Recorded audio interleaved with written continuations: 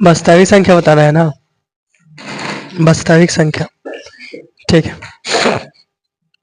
इसमें शुरू से हम लिखने जाते हैं। पहला प्रकृत संख्या। प्रकृत संख्या किसे कहते हैं? ठीक है, तो गिनती के जितना भी संख्या है उसको प्रकृत संख्या कहेंगे। जी, गिनती की जितना भी संख्या उसको प्रकृत संख्या। तो बताओ गिनती की संख्या कहाँ से स्टार्ट होगा? एक, दो, एक ही से स्टार्ट करते हैं ना। तनी में गिनती की ना 5वां क्लास में, एक से। तो 1, 2, 3, 4, 5 ऐसे लेकर के कहाँ तक ले जाएगा? कितना? 1 लाख कि 2 लाख कि 3 लाख, कितना तक जाएगा? तो हमको मालूम नहीं, बहुत दूर तक ले जाएगा, तो अनंत तक। ठीक है, अगला गिनती के भी जितना भी संख्या है सबको प्रकृत संख्या कहते हैं। प्रकृत संख्या। और शुरू कहाँ से होगा? एक से। एक से कहाँ तक ला? अनंत तक ला। अब इसी में एक और आता है पूर्ण संख्या। क्या आएगा? पूर्ण संख्या। पूर्ण संख्या किसे कहते हैं? तो सेम जो गिनती का संख्या है, अगर इसको में जीरो भी हम शामिल कर दें तो उसी को हम क्या बोलेंगे? पूर्ण संख्या। जिससे 0, 1, 2, 3, 4, 5 ऐसे जाएगा अनंत तक ला। तो गिनती की जितना संख्या उसको बोलते हैं प्रकृत संख्या, एक से लेकर के अनंत तक ला।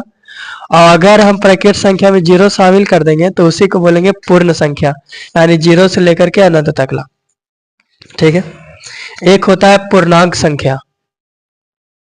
पूर्णांक संख्या। पूर्णांक संख्या किसको बोलते हैं? तो देखो, अगर पूर्ण संख्या में, ये जो पूर्ण संख्या है, अगर इसमें हम निगेटिव वाला को भी शामिल कर दें, ऋणात्मक को भी, तो उसी को बोलते हैं पूर्णांक संख्या। कहता है कि यदि पूर्ण संख्या में अगर ऋणात्मक को भी शामिल कर दिया जाए तो उसी को हम बोलते हैं पूर्णांक। तो पूर्ण संख्या क्या है? ये ना है 0, 1, 2, 3, 4 ऐसा जा रहा है अनंत तक ला। अगर इस पूर्ण संख्या में हम अगर ऋणात्मक वाला भी शामिल कर देते हैं, जैसे -1, -2, -3 ऐसा करके कहाँ तक ला जाएगा? अनंत तक ला, माइनस अनंत तक ला। तो इसी को हम क्या बोलेंगे? पूर्णांक संख्या। ठीक है, गिनती के जितना भी संख्या है उसको प्रकृति संख्या। अगर उस संख्या में 0 शामिल कर देंगे तो उसी को बोलेंगे पूर्ण संख्या। अगर पूर्ण में ऋणात्मक भी शामिल हो गया तो उसी को बोलेंगे पूर्णांक संख्या। ठीक है, इसके बाद एक होता है जिसको हम बोलते हैं सम संख्या। सम संख्या किसे बोलते हैं? सम संख्या। तो वैसा वास्तविक संख्या, वैसा प्रकृति संख्या, ठीक है, वैसा प्रकृति संख्या जो 2 से पूरा पूरा विभाजित हो जाए, यानी 2 से पूरा पूरा कट जाए, उसी को हम बोलेंगे सम संख्या। वैसा प्रकृति संख्या जो 2 से पूरा पूरा कट जाए। तो शुरू से शुरू करो, 1 से शुरू करो। क्या 1 कटता है? 2, तो 2 होगा। 3 कटता है? 3 कटता है 2 से? 4, 5 नहीं कटेगा, 6 कट जाएगा 2 से, 7 नहीं कटेगा, 8 2 से कट जाएगा, 9 नहीं कटेगा, 10 कट जाएगा, 11 नहीं कटेगा, 12 कट जाएगा। इसे करते करते कहाँ तक लग जाएगा? अनंत तक ला। ठीक है, ठीक है, उसी को हम बोलते हैं सम संख्या। एक होता है जिसको हम बोलते हैं विषम संख्या। विषम संख्या। विषम संख्या किसको बोलते हैं? तो वैसा संख्या जो 2 से पूरा पूरा कट जाए उसको सम, और जो 2 से पूरा पूरा ना कटे उसी को हम क्या बोलते हैं? विषम। ठीक है, तो वैसा संख्या जो 2 से पूरा पूरा ना कटे। बताओ 1 2 से कटता है? 1 नहीं ना। 3, 4 4 कट जाता है ना, तो 4 नहीं होगा। 5, 6 होगा। 7, 8 नहीं होगा। 9, 10 कट जाता है, 11 नहीं कटता है 2 से, 12 भी 2 से कट जाता है, 13 नहीं कटता है 2 से, 14 भी 2 से कट जाता है, लेकिन 15 नहीं कटता है 2 से। इसी कहाँ तक ला जाएगा? अनंत तक ला। ठीक है, एक और संख्या होता है जिसको हम बोलते हैं अभाज्य संख्या।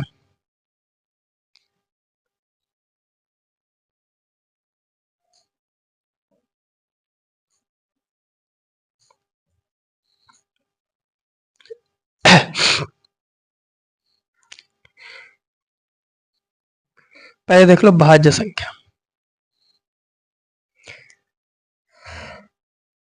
भाज्य संख्या। भाज्य संख्या किसको कहते हैं? तो 1 से बड़ी वैसी प्रकृत संख्या। किससे लेना है? 1 से बड़ा। ठीक है। एक से बड़ा वैसा प्रकृत संख्या जो अपने आप और एक से छोड़ाकर किसी और से कट जाए उसी को हम भाज्य संख्या बोलते हैं। तो समझ में आया?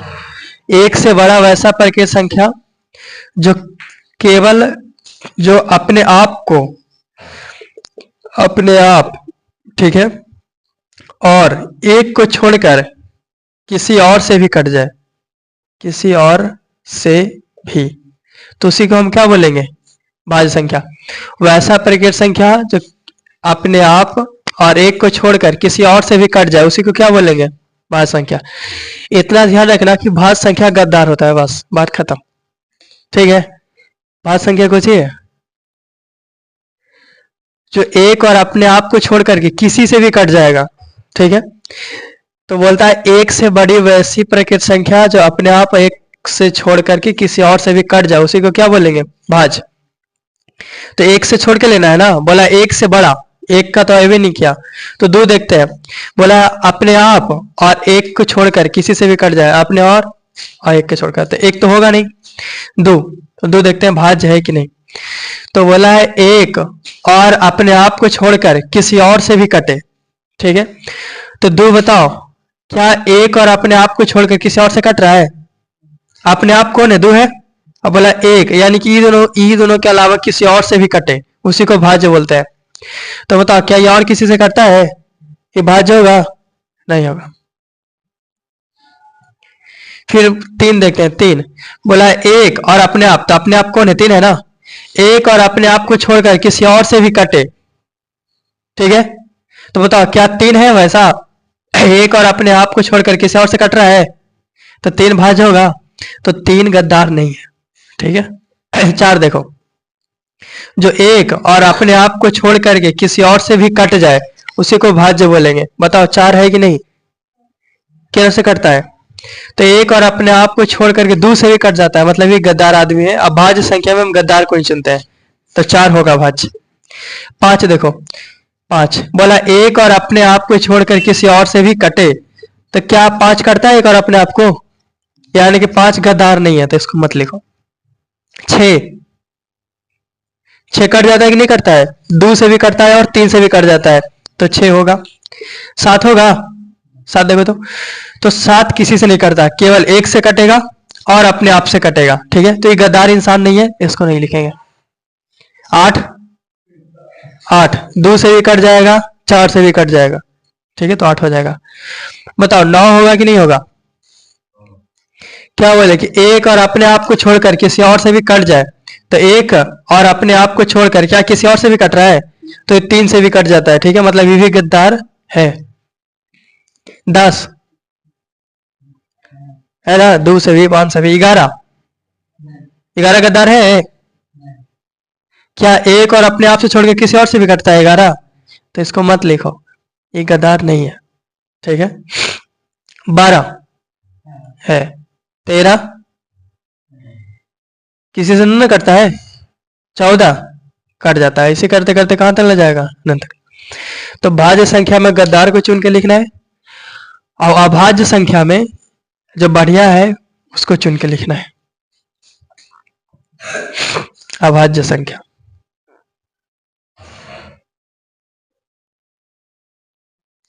अभाज्य संख्या एक से बड़ी वैसी संख्या जो केवल एक और अपने आप से ही करता है, बाकी कोई से नहीं करता है, उसी को क्या बोलेंगे? अभाज्य। केवल किससे कटेगा? एक और अपने आप से। इसमें क्या था कि एक और अपने आप को छोड़कर किसी और से भी कट जाए उसी को हम क्या बोलेंगे? भाज्य। और जो एक और अपने आप को छोड़कर किसी से ना कटे उसे क्या बोलेंगे? अभाज्य। समझने के लिए बताया थे, जितना गद्दार है वो भाज्य होगा, और जितना बढ़िया विश्वास है वो कौन होगा? अभाज्य संख्या। एक से बड़ा देखना है। देखो, एक से बड़ा दो, दो बताओ क्या एक और अपने आप से छोड़कर, क्या बोले? अभाज्य, जो एक और अपने आप से छोड़कर किसी से ना कटे। ठीक है, तो बताओ दो एक और अपने आप को छोड़कर किसी से कट रहा है? नहीं कट रहा है, तो यह अभाज्य होगा कि नहीं होगा? होगा, मतलब ये गद्दार नहीं है। ठीक है। तीन, तीन होगा? तीन भी होगा।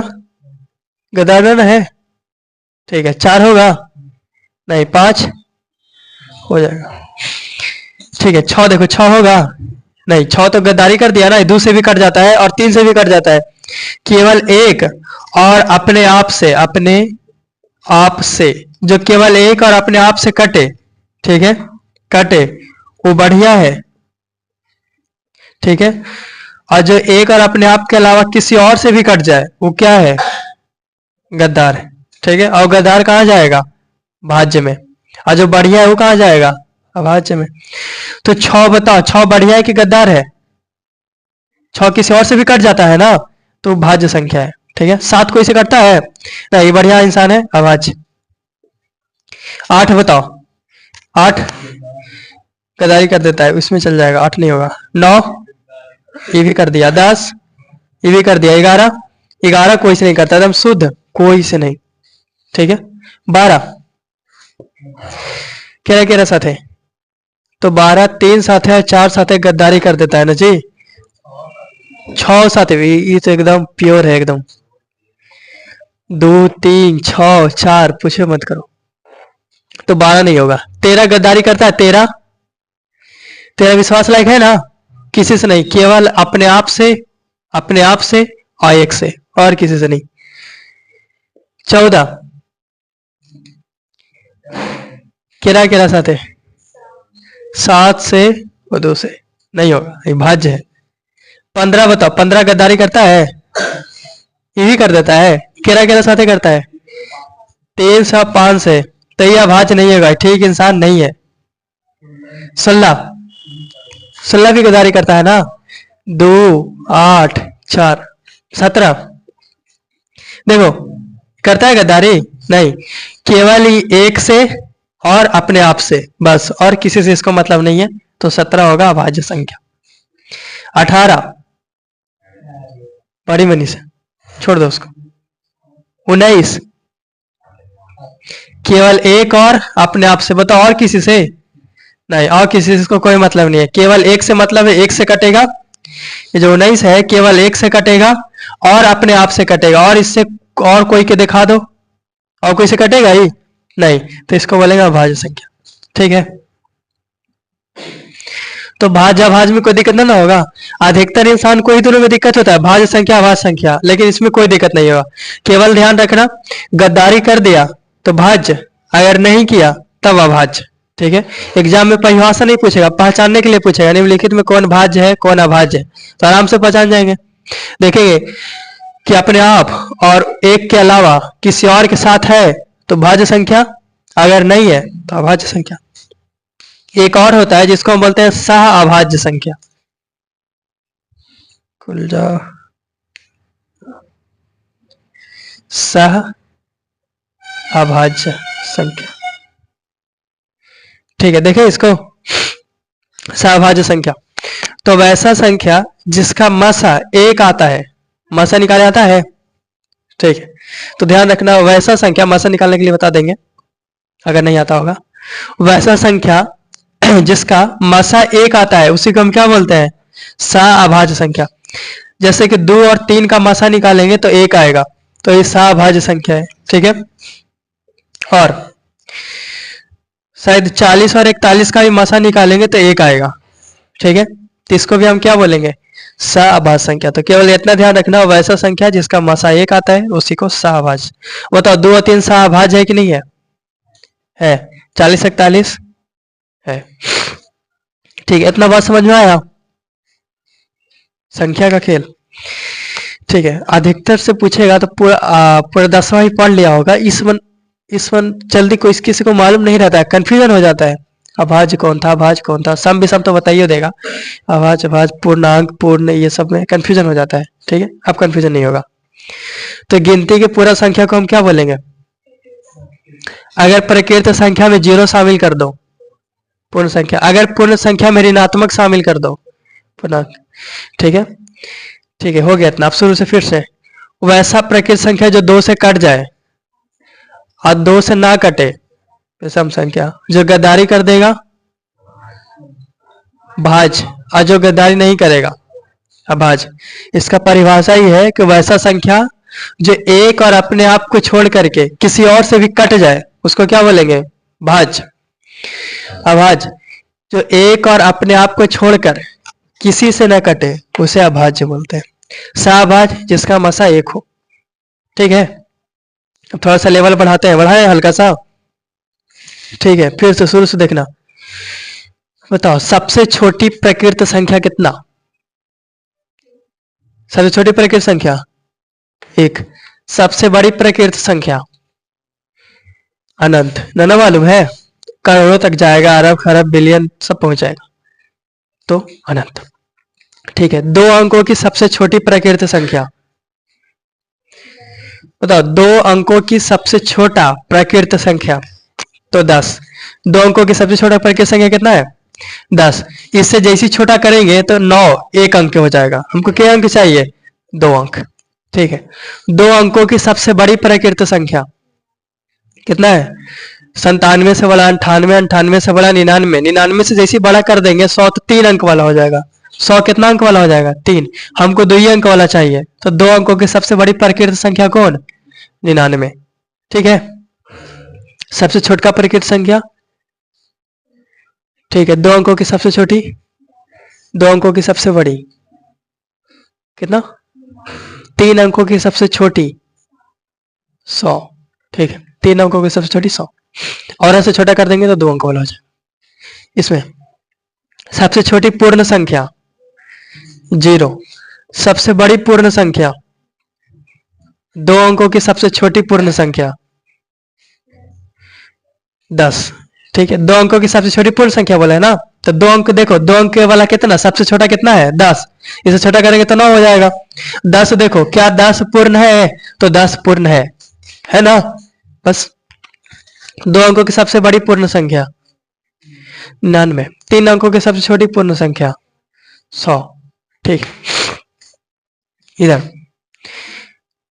बताओ सबसे छोटा पूर्णांक संख्या कितना?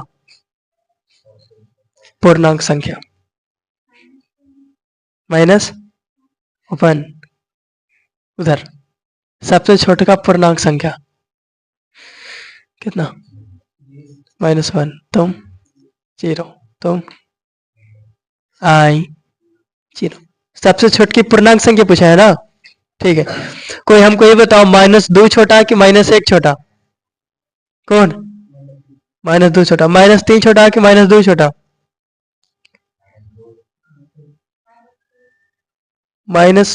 एक सेकेंड, -3 -2 ऐसे और ऐसे और ऐसे पढ़ा है। बताओ कौन वाला लगेगा? ए वाला कि बी वाला कि सी वाला? ये दोनों में छोटा कौन है? 3 कि 2? तो चलो मरेंगे जहाँ 3 छोटा ना है 2 बड़ा है।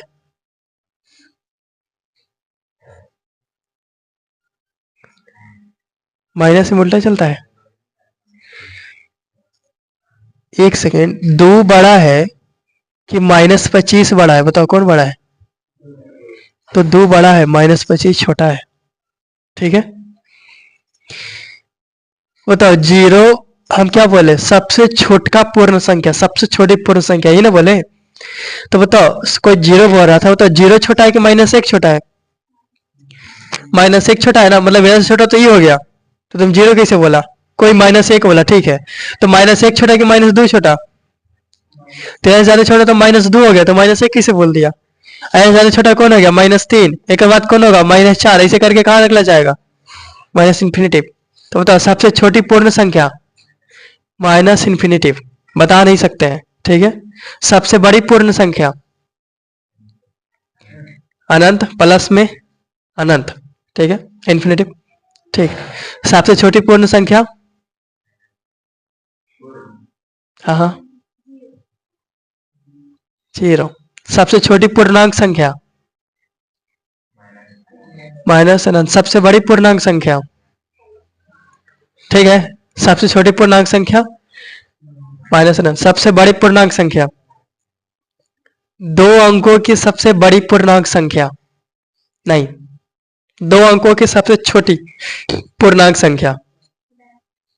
2 अंकों की सबसे छोटी पूर्णांक संख्या, तो 2 अंकों की देखो क्या बोला, क्या पूछा हमसे कि 2 अंकों की सबसे छोटी पूर्णांक संख्या, ये ना बोला, तो ये छोड़ दो कौन संख्या पूछा है, पहले ये देखो कि आखिर दो अंक के सबसे छोटा होगा कितना।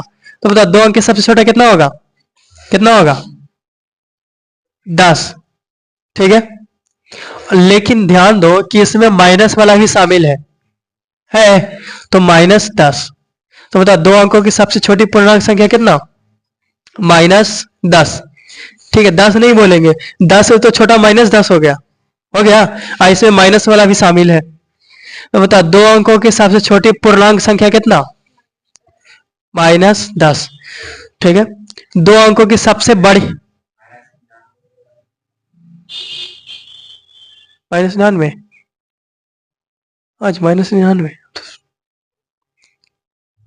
-10 से छोटा तो -99 होगा, -10 छोटा, -10 छोटा कि -99 छोटा, तो -99 छोटा, तो -99 ठीक है। तो दो अंकों की सबसे छोटी पूर्णांक संख्या कितना, -99। दो अंकों की सबसे बड़ी पूर्णांक संख्या +99। कंफ्यूजन नहीं ना हुआ, शुरू से देख लो। सबसे छोटी प्रकृत संख्या, सबसे बड़ी प्रकृत संख्या अनंत, सबसे छोटी पूर्ण संख्या 0, सबसे बड़ी पूर्ण संख्या कितना, अनंत, सबसे छोटी पूर्णांक संख्या -इन्फिनिटी, सबसे बड़ी पूर्णांक संख्या +में ∞। ठीक है, फिर से दो अंकों की सबसे छोटी प्रकृत संख्या 10, दो अंकों की सबसे बड़ी प्रकृत संख्या 99, दो अंकों की सबसे छोटी पूर्ण संख्या 10, दो अंकों की सबसे बड़ी पूर्ण संख्या 99, दो अंकों की सबसे छोटी पूर्णांक संख्या -99, और दो अंकों की सबसे बड़ी पूर्णांक संख्या +99। ठीक है अगला, इसको लिखना उखना नहीं है, खाली समझना है, दिमाग से खाली समझना है। आवाज सम विषम ये सब में, ये तीनों में ठीक है ना।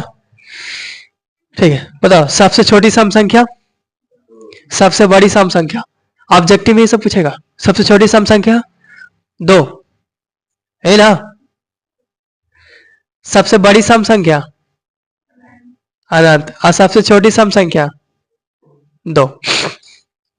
ठीक है, सबसे छोटी विषम संख्या 1, सबसे बड़ी विषम संख्या अनंत। सबसे बड़ा पूछे तो यहां से यहां तक तो अनंत होगा जी, होगा ना सबसे बड़ा। ठीक है, सबसे छोटी सम संख्या 2, क्या 2 से भी छोटा कोई है, नहीं। सबसे बड़ी सम संख्या कितना, अनंत। सबसे छोटी विषम संख्या 1, और सबसे बड़ा विषम संख्या अनंत। दो अंकों की सबसे छोटी सम संख्या, दो अंक देखो पूछा है दो अंकों की सबसे छोटी, तो पहले ये पता करो दो अंक के सबसे छोटी होगा कितना। तो दो अंक के सबसे छोटा कितना होता है 10, क्या इससे भी कोई छोटा होता है, नहीं। अब पता करो क्या ये सम संख्या है, 10 सम संख्या है, तो सम उसको बोलते हैं जो 2 से कट जाए, कट जा रहा है ना पूरा पूरा। ठीक है, ये सम है, मतलब दो अंकों की सबसे छोटी सम संख्या कितना 10। ठीक है, ठीक है, दो अंकों की सबसे छोटी विषम संख्या बताओ। तो दो अंक के सबसे छोटा संख्या होता है 10, इससे छोटा हो ही नहीं सकता है, दो अंक वाला। पूछेगा कि दो अंक की सबसे छोटी संख्या कितना होता है, तो 10, क्या इससे छोटा कोई होगा, नहीं। हमसे पूछा था कि दो अंकों की सबसे छोटा तो बताओ, लेकिन वो कौन सा होना चाहिए संख्या, विषम होना चाहिए ना। हम ये पता कि पूछा था कि दो अंकों की सबसे छोटी विषम संख्या बताओ, तो पहले हम ये बताएं कि आखिर दो अंकों की सबसे छोटी संख्या होगा कितना। तो दो अंकों की सबसे छोटी संख्या होगा 10। अब पता ये करो क्या ये विषम संख्या है, तो विषम होने के लिए 2 से नहीं कटना चाहिए, ये ना। आई 2 से कट जा रहा है तो क्या ये विषम है, नहीं। मतलब दो अंकों की सबसे छोटी संख्या तो है, लेकिन ये विषम नहीं है। तो एक थोड़ा सा ऊपर सोचेंगे, कितना 11। ठीक है, अब पता करते हैं क्या ये विषम है, तो विषम होने के लिए 2 से नहीं कटना चाहिए, तो 2 से नहीं कट रहा है, मतलब ये विषम है। ठीक है, तो दो अंकों की सबसे छोटी विषम संख्या कितना 11, और दो अंकों की सबसे छोटी सम संख्या 10। ठीक है, सबसे बड़ा में चलो। दो अंकों की सबसे बड़ी सम संख्या दो अंकों की सबसे बड़ी सम संख्या, दो अंकों की सबसे बड़ी सम संख्या, बकलोल, दो अंकों की सबसे बड़ी सम संख्या पूछा है ना। तो पहले ये पता करो कि दो अंकों की सबसे बड़ी संख्या होता कितना है, ये बताओ।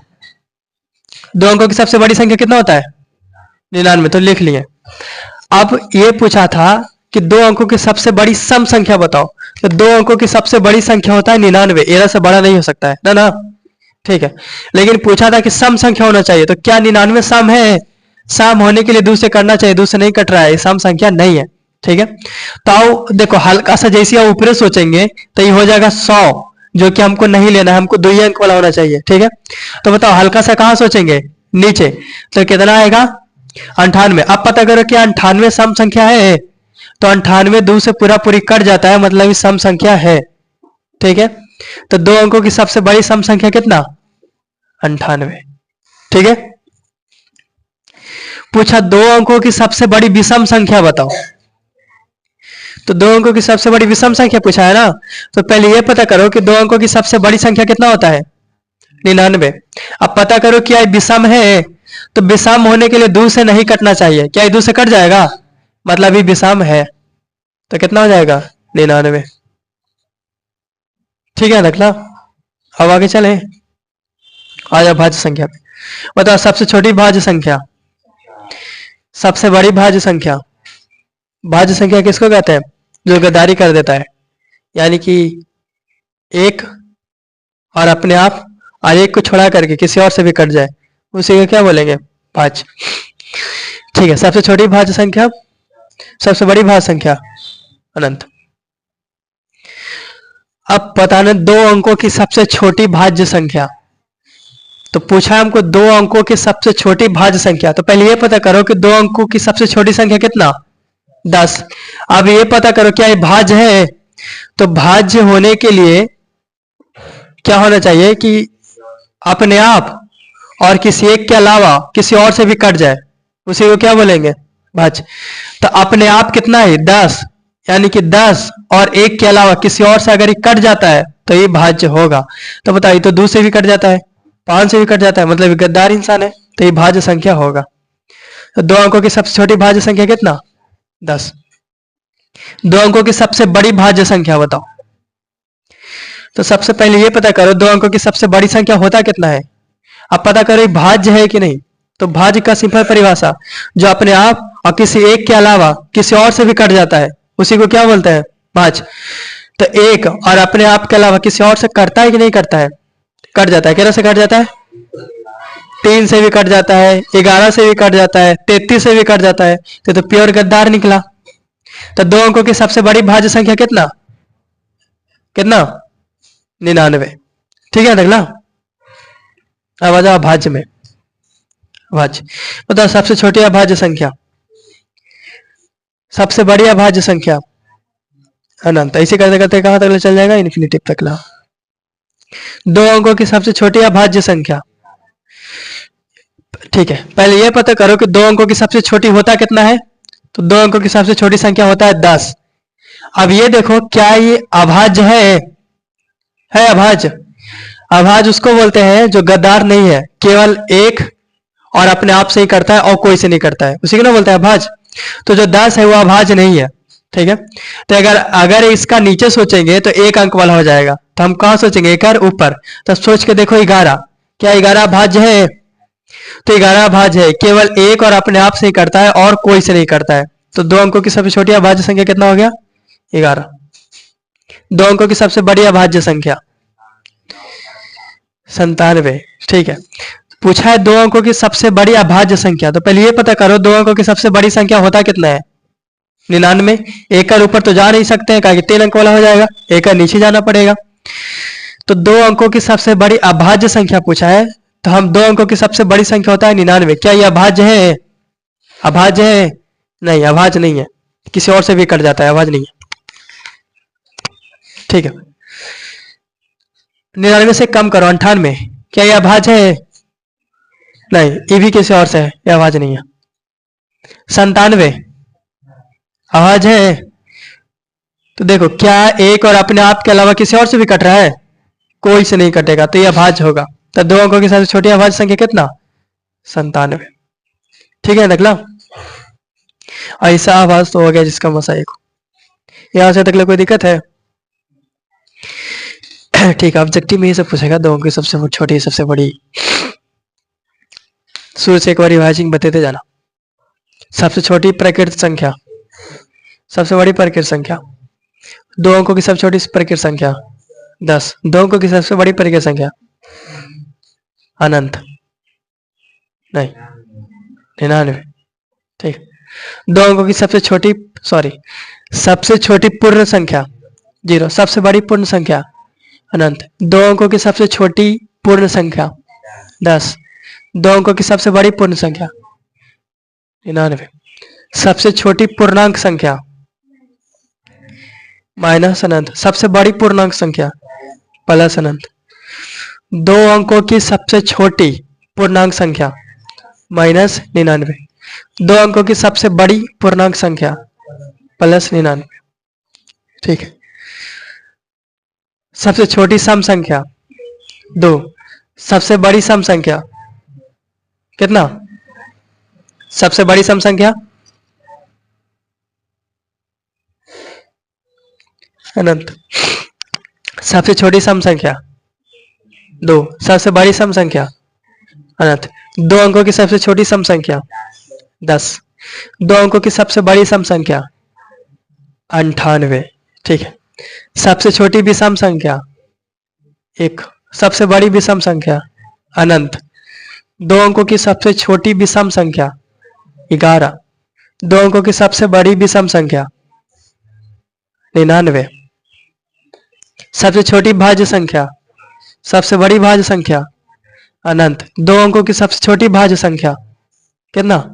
10, 2 अंकों की सबसे बड़ी भाज्य संख्या कितना? 99। ठीक है, सबसे छोटी अभाज्य संख्या 2, सबसे बड़ी अभाज्य संख्या अनंत, 2 अंकों की सबसे छोटी अभाज्य संख्या 11, 2 अंकों की सबसे बड़ी अभाज्य संख्या कितना? 97। ठीक है अगला थोड़ा सा और लेवल बढ़ाते हैं। ठीक है, सोचना बढ़िया से इसके बारे में। देखो इतना समझो कि इस संख्या के बारे में कोई इंसान कुछ पूछ दे बता देंगे। ठीक है, इससे पहले कंफ्यूजन रहता था कौन कौन सी है। अब देखो कुछ पूछेगा, सबसे छोटी पूछो, सबसे बड़ी पूछो, 3 अंक वाला पूछो, 2 अंक वाला पूछो, सब बता देंगे। ठीक है, थोड़ा सा और देख लो। इसमें अभी और है कि आधा घंटा अभी और चलेगा, लेकिन थोड़ा सा अभी और देखो। प्राकृत संख्या किसको बोलते हैं? तो गिनती की सभी संख्याओं को क्या बोलते हैं? प्राकृत संख्या। अगर प्रकृति में एक हो, खाली एक हो, 0 शामिल कर दे तो कोई चीज बन जाएगा पूर्ण। ठीक है, ध्यान से समझते जाना। अगर पूर्ण में इन्फिनिटी ऋणात्मक शामिल कर दे तो कोई चीज बन जाएगा पूर्णांक। तो ये तीनों को समझो पहले, इन तीनों को अंदर से गहराई में। गिनती की सभी संख्याओं को क्या बोलेंगे? प्रकृत। अगर प्रकृत में कोई 0 शामिल कर दे पूर्ण, अगर पूर्ण में माइनस शामिल कर दे तो ध्यान से समझना। यहां से देखो, बताओ क्या ये प्रकृत संख्या है? 0 क्या प्रकृत संख्या है? 1 2 3 4 5 बाकी इधर सब है। ठीक है, ध्यान से। क्या एक पूर्ण संख्या है? क्या एक पूर्ण संख्या है ना जी?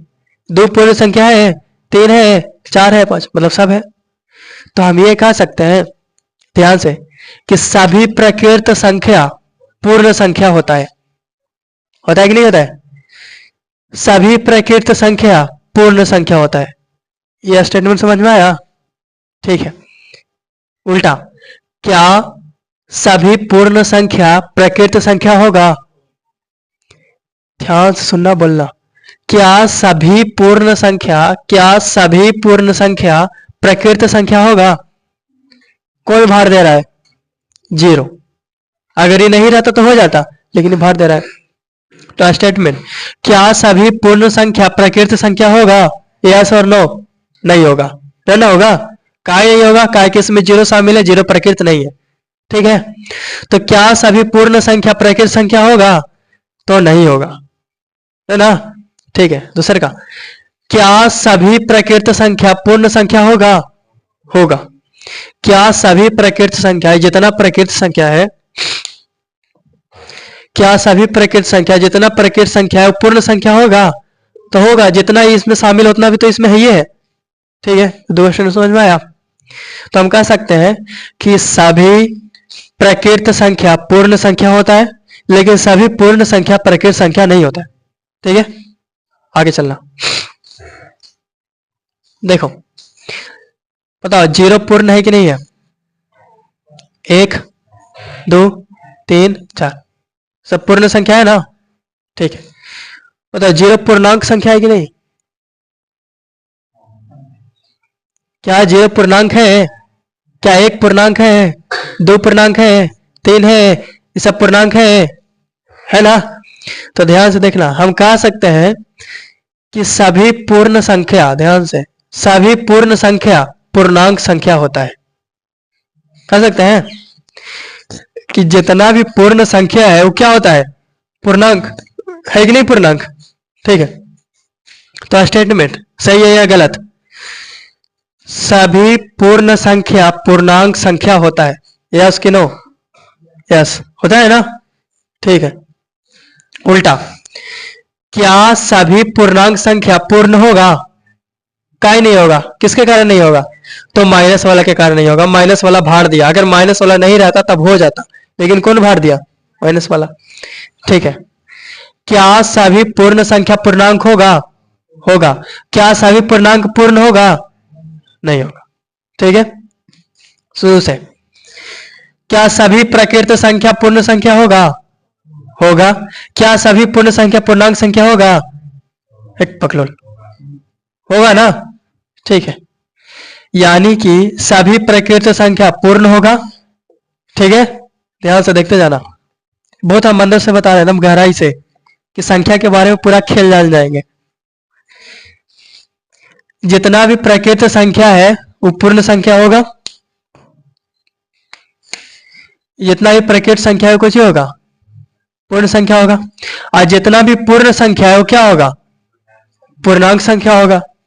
ठीक है, ठीक है, और आगे चलो, दो में कोई दिक्कत ना है, तीनों में। और आगे चलो, सोच के बताना, क्या जो दो है प्रकृत संख्या है?